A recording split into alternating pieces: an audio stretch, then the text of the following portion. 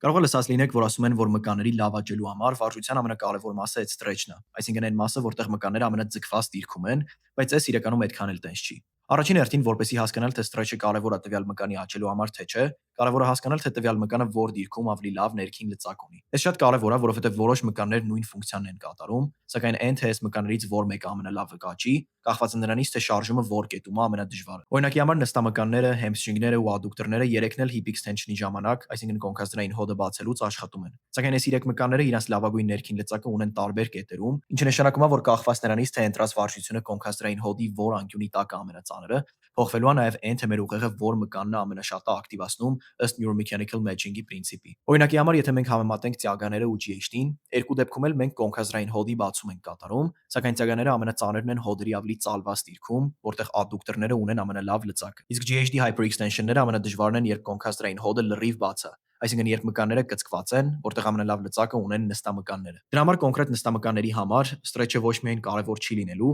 այլ նաև խանգարելու է, քանի որ իրանք ձգված դիրքում վատ լծակ ունեն, ու կան ուրիշ մկաններ, որոնք որ ավելի լավ լծակ ունեն այդ դիրքում, որոնք էլ որ մեր ուղեղը կնախընտրի ավելի շատ ակտիվացնել, որպեսզի այս շարժումը մաքսիմալ էֆեկտիվ ձևով կատարվի։ Այս նույն բանը վերաբերվում է նաև brachioradialis մկանին, որը շատ լավ լծակ ունի ավելի կրճատված դիրքում, բայց երբ մարմունքը բաց դիրքում է, ավելի շատ սկսում են աշխատել biceps-ն ու brachialis-ը։ Բայց ինչ օրինակ այն շարժումների մասին, որտեղ մրցող մկաններ չկան։ Օրինակ leg extension-ների ժամանակ մենակ quadriceps-ն է աշխատելու, անկախ նրանից, թե մկանը ձգված թե կրճատված դիրքում է։ Ոստեղ նույնպես սթրեչը շատ էական չի։ Այն մենակ կարող օգնի կարճաժամկետ ավելի շատ մկանային աճ ունենալ stretch mediated hypertrophy-ի հաշվին, ինչի շնորհիվ մկանները երկարում են ու ադապտացվում են այս ձգված դիրքին։ Բայց կրկին այս կարճաժամկետ մկանային աճը, որը նաև կարելի է ռաստիաշխաների միջոցով ստանալ։ Ամեն դեպքում այս չի նշանակում, որ սթրեչից պետք է խուսափել, որովհետև վարժությունները ամբողջ range of motion-ով անելը կարող օգնի, որպեսզի դուք ձեր հոդերը եւ մկանները ադապտացնեք սրան ու տրավմաների ռիսկը կչացնեք։ Սակայն այս նաև չի նշանակում, որ եթե վարժությունը շատ մեծ սթրեչի ձեր մկանը չի ենթարկում, այն չի աճելու։